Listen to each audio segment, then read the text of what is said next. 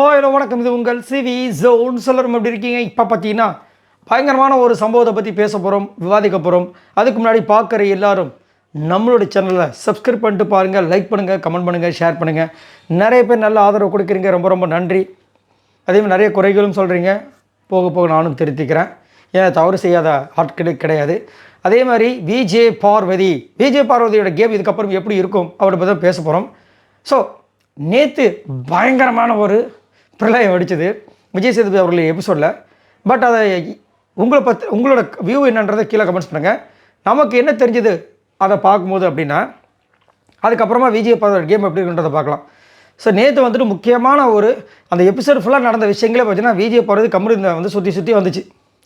ஆனால் அவங்களுக்கு ஒரே ஒரு தண்டனை கொடுத்துட்டார், மைக்கை கட்டி வைங்க, எது பேசணும்னா சத்தமாக பேசுங்கன்னு.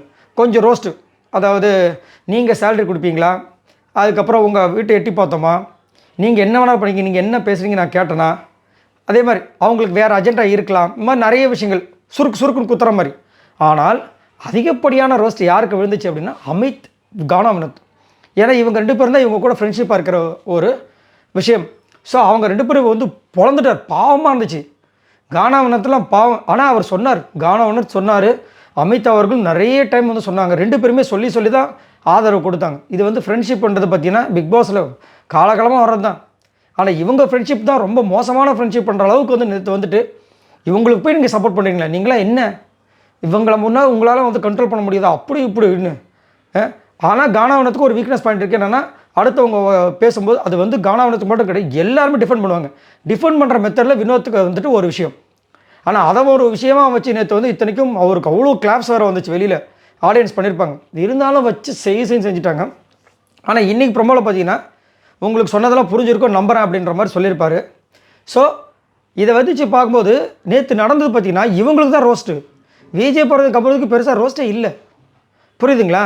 இன்னொரு விஷயம் என்னென்னா, இதை வந்துட்டு இப்போ விஜய் பார்வதி சீரியஸஸாக எடுத்துகிட்டு அவங்க அம்மாக்கிட்ட ஒரு விஷயம் சொல்லியிருப்பாங்க, நல்லா ஞாபகம் இருக்குன்னு நினைக்கிறேன். இதுக்கப்புறம் நான் வந்து என்னோடய கேமில் ஃபுல்லாக ஃபோக்கஸ் பண்ண போகிறேன், தேவையில்லாத விஷயங்கள் நான் ஃபோக்கஸ் பண்ணுறதை தவிர்க்க போகிறேன். மூணாவது வந்துட்டு இந்த பையன்கிட்ட நான் பேசுறது மட்டும் தான் என்னோடய ஒரே ஒரு ஹோப்பு இந்த பிக் பாஸ் வீட்டுக்குள்ளே. அதை நான் பற்றி இந்த பையன் தான் சொன்னாங்களே தவிர கமருதீன் சொல்லவே இல்லை. ஸோ அதை வச்சு பார்க்கும்போது கண்டிப்பாக இந்த அடிக்கு அப்புறமா, இந்த மாதிரி ஒரு அடிக்கு அப்புறமான சரியான அடி இன்றைக்கி சண்டே எபிசோடும் இருக்கான், சரிங்களா?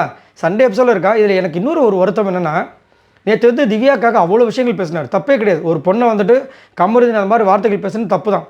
ஆனால் ஃபஸ்ட்டு ட்ரிகர் பண்ணது திவ்யா, அதை பற்றி எதுவுமே கேட்கவே இல்லை. ஆனால் ரோஸ்ட் நடந்துச்சுன்னு ஒரு தகவல் வந்துச்சு. இன்னொரு விஷயம் என்னென்னா, சரி திவ்யாக்காக வந்து விஜய் சேதுபதி நின்னார், விக்ரம்காக நின்னார். விஜய் பார்வதி வந்துட்டு எஃப்ஜி எவ்வளோ காலங்காலமாக இந்த சீசன் 9 ஸ்டார்டர்லேருந்து பார்த்தீங்கன்னா ரொம்ப கேவலமாக பர்சனல் விஷயங்களை பற்றிலாம் பேசிட்டே இருக்கார். ஏன் அதுக்கு வந்துட்டு ஒரு எண்டு கார்டு வைக்கக்கூடாது விஜய் சேதுபதி அவர்கள்? ஏன் அதை பற்றி பேசவே மாட்டேன்னு சத்தியமாக எனக்கு புரிய மாட்டேது. ஏன் அவங்கள மட்டும் ரோஸ்ட்டுக்கு மட்டும் விஜய் பார்வதி, மற்ற புகழ்ச்சி அந்த மாதிரி விஷயங்கள்லாம் வரும்போது எப்பயாவது ஒரு வாட்டி, இந்த பக்கம் புகழ் அப்படின்னு வரும்போது நிறைய பேருக்கு நிறைய விதமான புகழ் கொடுக்குறாங்க. ஆனால் ரோஸ்ட்டு வரும்போது எப்பயாவது ஒரு வாட்டி, ஏன் இந்த பாரபட்சம் ஏன் அப்படின்றது சத்தியமாக எனக்கு புரியல. ஸோ இனி வரும் காலங்கள் வந்துட்டு அது என்ன சொல்லுவாங்க, இந்த மகாபாரதம் இதில் வருமே, லாஸ்ட் அந்நியாத வாசம் தெரியாமல் மறைஞ்சிருக்கணும், ஆனால் அவங்க பர்ஃபார்மன்ஸ் பண்ணணும், புரியுதுங்களா? அந்த மாதிரி வந்துட்டு ஒரு சிச்சுவேஷனில் தான் பார்வதியும் கமருதீனும் இருக்காங்க. ஆனால் கமருதீனுக்கு வந்து பார்வதி அளவுக்கு வந்துட்டு இருக்கான்னு கேட்டிங்கன்னா ஓரளவுக்கு கம்மி தான். ஓட்ஸாக இருந்தாலும் சரி, அதே மாதிரி அவரோட கேமுமே பார்த்தீங்கன்னா பார்வதி கேம் கம்பேர் பண்ணும்போது கம்மி தான். அதே மாதிரி ரெண்டு பேருமே தனியாக இருந்தாங்கன்னா ரெண்டு பேருக்குமே நல்லது. இனி வரும் காலங்கள் வந்துட்டு ரெண்டு பேரும் ஒன்றா சேர்ந்து திரும்பவும் பிரயாணம் பண்ணாங்கன்னா கண்டிப்பாக பிரச்சனை தான். அதே ஒரு காரணமாக வச்சு கண்டிப்பாக வந்துட்டு அடுத்தடுத்துன்னு டிப்புன்னு வந்துட்டு, ஏன்னா நேற்று 2 விக்கெட் முடிஞ்சிருச்சா, இதுக்கப்புறம் பார்த்தீங்கன்னா 15 வாரம் தான் மொத்தம், லாஸ்ட் வாரத்தில் ஒரு 5. ஸோ மீதி பார்த்தீங்கன்னா கிட்டத்தட்ட வந்துட்டு 15னா 13 பேர் இருக்காங்க போல இருக்குது. டெஃபினட்டாக டபுள் எவிக்ஷன் இருக்குது. இதில் எக்கச்சக்கமான பேர் இருக்காங்க. அதில் விஜய் டிவி ப்ராடக்ட்ஸ்னு சொல்லிட்டு நிறைய பேர் லிஸ்ட்டே இருக்குது. ஸோ அதில் வந்து யாராவது ஒருத்தர் ஒரு வாரத்தில் மாட்டினாலும் பிரச்சனை. இது விஜய் பார்வதி எப்போ வந்துட்டு அவங்க பிரபலமானாங்க, முன்னாடிந்தே பார்த்தீங்கன்னா அவங்களுக்கு ஹேட்டர்ஸ் எக்கச்சக்கமாக இருந்தாங்க, அது உங்கள் எல்லாருக்குமே தெரியும். எப்போ அவங்களுக்கு வந்து ஒரு பாசிட்டிவான விஷயங்கள் வந்துச்சுன்னா, கமருதீன் கூட சண்டை போட்டு கமருதீன் நிறைய பக்கம் போனார், விஜய் பார்வதி தனியாக வந்தாங்க. அந்த மேனேஜர் டாஸ்க், அந்த ஹோட்டல் டாஸ்க்லேருந்து தான் பார்த்தீங்கன்னா அவங்களோட விஷயங்கள் மாறிச்சு. உள்ளே வந்த மஞ்சரி, விஜய் பார்வதி, தீபக் எல்லாருமே நாங்கள் வந்துட்டு திவாகரன் பார்வதி தான் ஏதோ ஒன்று பண்ணுவாங்கன்னு நினச்சோம். அவங்க தான் எங்கள் கண்ணுக்கு வில்லி மாதிரி தெரிஞ்சாங்க, வில்லனாக தெரிஞ்சாங்க. மற்றவங்களாம் வந்து வேறு மாதிரி தெரிஞ்சாங்க. பட் இங்கே வந்து பார்த்தா டோட்டலாக வேறு மாதிரி இருக்குது. இது எங்களுக்கே ஷாக்கிங். ஆனால் இதை தொடர்ந்தால் விஜய் பார்வதிக்கு ஒரு சரியான சம்பவம் ஒரு விஷயம் இருக்குது அப்படின்னு சொல்லியிருப்பாங்க. எல்லாருக்குமே ஷாக் கொடுத்தாங்க. அந்த வாரம் வந்துட்டு பிக் பாஸ் வந்துட்டு அந்த மஞ்சரி, தீபக், விஜய், பிரியங்கா அவங்க எல்லாரையுமே வந்து பாராட்டும் போது என்னவள் என்னோட பிரியங்கா அந்த மாதிரி சொன்னார். அது வந்து இவங்களை வந்து ரொம்ப டச்சபுளாக இருக்கும், ரொம்ப அழுது வருத்தப்பட்டிருப்பாங்க அமித் கிட்ட. அதுக்கப்புறம் ஒரு சேஞ்ச் அவர் கொடுத்து பார்த்தீங்கன்னா கமருதீன் வரதுக்கு முன்னாடி வரைக்கும் பார்த்தீங்கன்னா கமருதீன் சைலண்ட்டாக நல்ல பேர் வாங்கிட்டு வரார் ஒரு பக்கம். ஆனால் அரோரா கிட்ட தான் இருந்தார். அரோரா வந்துட்டு அரோராவோட ஷேடோவில் இருந்தார் கமருதீன்.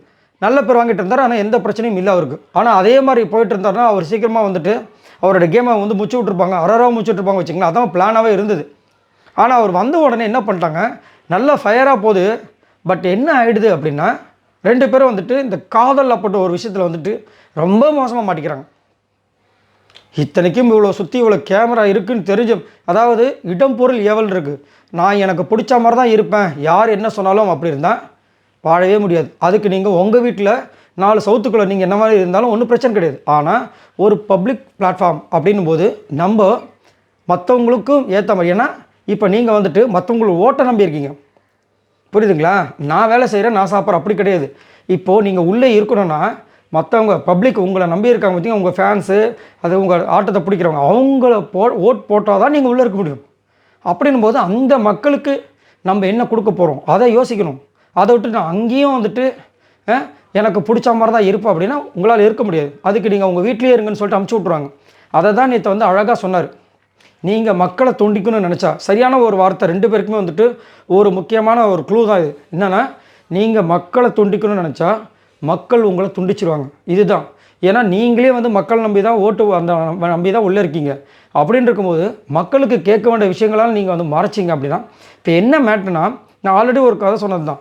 பனைமரத்துக்கு கீழே உட்காந்து பாலை குடித்தாலும் கல்லாக பேசக்கூடிய விஷயங்கள் தான். அது வந்து உண்மையாகவும் இருக்கலாம், பொய்யாகவும் இருக்கலாம். அப்படின்னும் போது நீங்கள் எது மறைச்சி பேசினாலும் சரி, அது வேறு மாதிரி தான் போகும். அதே மாதிரி இவ்வளோ விஷயங்கள் அமுழ்ச்சமொழிகள் இருக்கும்போது ஆக்டிவிட்டி ஏரியாவில் இருந்து வருவாங்களாம், திரும்ப உள்ளே போகணும். இதெல்லாம் எப்படி? இதெல்லாம் வந்துட்டு ஒத்துக்கக்கூடிய விஷயமா? இதெல்லாம் தவறான விஷயங்கள். ஸோ நம்ம தான் வந்து அதை வந்துட்டு கரெக்டாக நடந்துக்கணும். நம்ம மேலே 1008 பிரச்சனைகள் இருக்கும்போது நம்ம ஒரு ஸ்டெப்புமே பார்த்து வைக்கணும். ஸோ இப்போ நேற்றே வந்து கமருதீன் வந்து சொல்லியிருப்பார், விஜய் பார்வதி இதுக்கப்புறம் நம்ம பேச வேண்டாம்னு. ஆனால் விஜய் பார்வதி தான் வம்படியாக வந்துட்டு நீ இதுக்கப்புறமா அப்படி தான்டா இருக்கும்னு சொல்லிட்டு பேசியிருப்பாங்க. ஆனால் அவங்க அம்மா கிட்ட சொன்ன விஷயங்கள் வேறு. ஆனால் ஒரே ஒரு விஷயத்த ஸ்ட்ராங்காக அவங்க அம்மா கிட்ட சொன்னாங்கன்னா, ஹோப் எனக்கு அந்த பையன் மட்டும்தான் அப்படின்னு. ஸோ கண்டிப்பாக இவங்க முடிவு எடுக்கிறாங்களோ இல்லையோ, கமருதீன் ஒரு முடிவு எடுப்பார் கண்டிப்பாக. சரிங்களா? அவர் தனியாக வந்து கானாவனத்தை கூட அதை வந்து தூண்டுதல் பண்ணி, நீ வந்துட்டு தயவு செஞ்சு அங்கே பேசாத, என்ன வேணால் வெளியில் வச்சுக்கலான்னு சொல்லிட்டு கண்டிப்பாக அவரும் பிரிக்கிறதுக்கு வாய்ப்பு இருக்குது. ஸோ 2 பேரும் தனியாக போனாங்கன்னா வினோத் ஒரு பக்கம் ஷைன் ஆவார், கமருதீன் ஒரு பக்கம் ஷைன் ஆவார், விஜய் பார்வதி ஒரு பக்கம் ஷைன் ஆகிட்டு வந்தாங்கன்னா சம மாதம் இருக்கும். ஏன்னா இதுக்கப்புறம் இருக்கிற வாரங்களை தனியாக நின்று எல்லா டாஸ்க்கும் சமயம் எடுத்துகிட்டு போனாங்கன்னா சூப்பராக இருக்கும். அதேமாதிரி இன்னொரு விஷயம் என்னென்னா, இப்போ இந்த மாதிரி ரோஸ்ட்லாம் வந்துட்டு வரும்போது என்ன ஆகுனா, மனநிலைமை வந்துட்டு நம்மளுக்கு இது கிடைக்காது, டைட்டில் கிடைக்காது அப்படின்ட்டு என்ன பண்ணுவாங்கன்னா, அடுத்த ஒரு ப்ரைஸ் பண்ணியிருக்கல மணி பாக் பெட்டி, அதுக்கு மைண்டு போகும். அப்போ என்ன பண்ணுவாங்கன்னா, இந்த மாதிரி இருக்கவங்களாம் வந்து சரி ஓகே, விக்ரம் சாண்ட்ராக்கெலாம் பிக் பாஸ் வந்து விஜய் சேதுபதி நல்ல சப்போர்ட் கொடுத்துட்டே இருக்காரு, அதே மாதிரி ஓகே இந்த மாதிரி அவங்க கணக்கு பண்ணுவாங்க. அடி வாங்குறது யாருன்னா விஜய் பார்வதி, கமருதீன். ஸோ அப்போது எப்படியும் அவங்க பெட்டியில் கை வைக்கிறதுக்கு வாய்ப்பு இருக்குது, நம்மளும் முந்திக்கலாம் அப்படின்னு சொல்லிட்டு ஒரு விஷயம் போகும். விஜய் பார்வதிக்கும் கமருதீனுக்கும் அந்த விஷயங்களை கூட மறைமுகமாக தூண்டுற மாதிரி இருக்கும். என்னடா இதை திட்டு வாங்கிட்டே இருக்கும், சரி பேசாமல் மணி பெட்டி வந்துச்சுன்னா தட்டி தூக்கின்னு போயிடுவோம், கிடைச்ச வரைக்கும் லாபம் அப்படின்ற மாதிரி தான். ஸோ அதுக்கும் ஒரு தூண்டலாக கூட இருக்கலாம். பட் என்னையை பொறுத்த வரைக்கும் இதுக்கப்புறமா தனியாக விளையாடாங்கன்னா கண்டிப்பாக திரும்பவும் கம்பேக் கொடுப்பாங்க விஜய் பார்வதி, அது மாற்றுக்கிறது கிடையாது. ஏன்னா அந்த கரெக்டாக மேனேஜர் டாஸ்க்கு, நத்தக்கண்ணிக்கு முன்னாடி கண்ணழகியா, அந்த ராஜாங்கம் டாஸ்க்கு எல்லாத்துலேயும் தொடர்ந்து 3 வாரம், வார்டன் 3 வாரமும் பார்த்திங்கன்னா ஒரு இது கூட, அதாவது ரொம்ப பெருசாக ஹேட்டர்ஸ் இல்லாமல் கரெக்டாக ப்ரைஸிங் பண்ணுற விதமாக வந்து விஜய் பார்வதிக்கு கேம் மாறிட்டே வந்துச்சு, சூப்பராக இருந்துச்சு. அது அப்படியே வந்து இவங்க தான் தேவலாமல் கெடுத்துக்கிட்டாங்க, நல்ல ஒரு வாய்ப்பை கெடுத்துக்கிட்டாங்க. திரும்ப பில்ட் பண்ணுறது ஒன்றும் பெரிய கம்பல்சரி இருக்காது, கண்டிப்பாக வந்துட்டு கம்பேக் கொடுக்கலாம், பார்க்கலாம் என்ன நடக்க போகுது அப்படின்ட்டு. ஸோ இதை பற்றி உங்களோட கருத்துக்களை சொல்லுங்கள். பாய் நண்பர்களே.